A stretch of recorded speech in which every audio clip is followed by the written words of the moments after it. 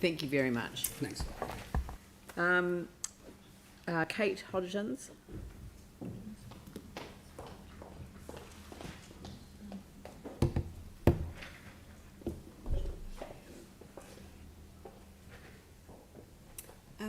Kia ora koutou, ko Kate Hodgins aho. Thank you for the opportunity to address you today on a Friday afternoon. I would like to submit that the Council consider accelerating the proposed funding for cycleways in St Martin's Opawa area. I've lived in the area since 2004, have 3 children, and I'm the chair of the St Martin's School Board. To date, most cycleway funding has focused on the long arterial routes connecting far-flung suburbs in the city. However, according to Waka Kotahi NZTA, a sixth of household car trips in New Zealand are under 2 kilometres long, and almost half are less than 6 kilometres long. It's these, the shorter trips, which are the most polluting and cost car owners most in terms of wear and tear. It's also a lot more realistic to encourage people to bike commute 5 kilometres than to bike commute 15 kilometres. The census figures reflect this. St Martin's, which sits at about 5 kilometres from the city centre, boasts more than double the percentage of cycle commuters than the city average. Yet over 66% of our residents drive to work, just a little less than the city average.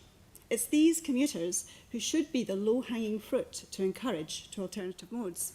Yet in St Martin's, our bus services have been consistently downgraded over the past 10 years, and there are no plans for cycleways until 2029.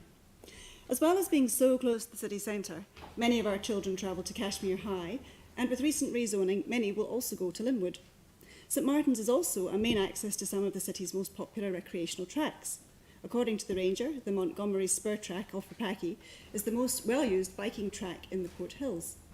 Despite all of this, there are few cycleways connecting the suburb, and those cycleways that do exist often have glaring gaps at dangerous intersections or disappear where the roadway narrows. Safety or the perception of risk is a huge barrier to getting on a bike. The study I mentioned in my submission found that 39% of respondents would bike if there was better infrastructure. A recent study of Transport in LA found that women only accounted for 16% of those biking. However, where there were safe, separated cycleways, there was a 120% increase in women cycling on those streets.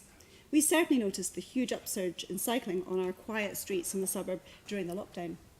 Finally, like other submitters, I would like to ask the Council to seriously consider creating a single agency to manage public transportation for Christchurch. The current system, with one agency managing buses, another managing everything else, never mind Waka Kotahi, is inefficient, leads to siloed thinking and lacks accountability. A truly 21st century integrated public transport system is not just a bus service. It includes everything from safe cycleways to trains, trams, gondolas, autonomous buses, ferries, and everything in between. It needs to be responsive to the needs of our city as it grows and to be able to accommodate change. It should sit at the heart of any change to our city. And an integrated, multimodal public transport system for our city requires an integrated, multimodal approach from a single agency with clear objectives. Thank you.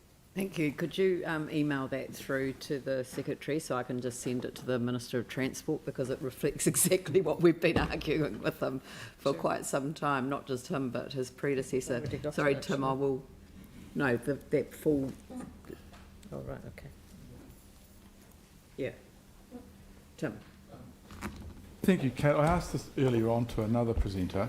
If we were to get bang for our buck with cycleways, would you agree or be happy if we, say, took the gold standard out from some of the ones we've got planned and put in like the paint and the wands, etc., to get more cycle lanes done, but to a lesser standard, so we can cover more of Christchurch and then revisit as we then get more cyclists moving to the high standard in time? I would, definitely. However, I would also expect that those cycleways do cover the gaps, because at the moment we have these great cycleways with large gaps. And that's what we're hearing from a lot of our residents, that we've got these wonderful things, but the kids can't go in between because it's dangerous. Yes. Great. Thank you very much. You're welcome. Sorry, and I have got that in writing because it is... sorry, I hadn't read it. I thought it was the supplementary submission to the one following. Well, so it's kind of... Just this has been kind of summarised in here, so I can send it on to you. Send it through, because it was just perfect. Word perfect. Cool. Thank you. Thank you. Ron Andrews.